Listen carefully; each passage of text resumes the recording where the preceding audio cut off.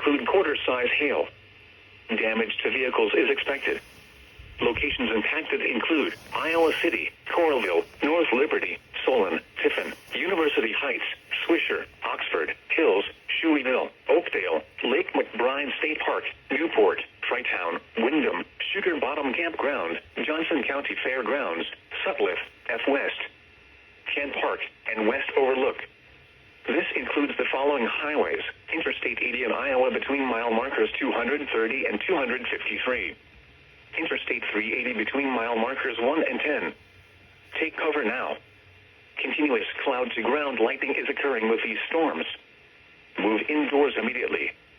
Lightning is one of nature's leading killers.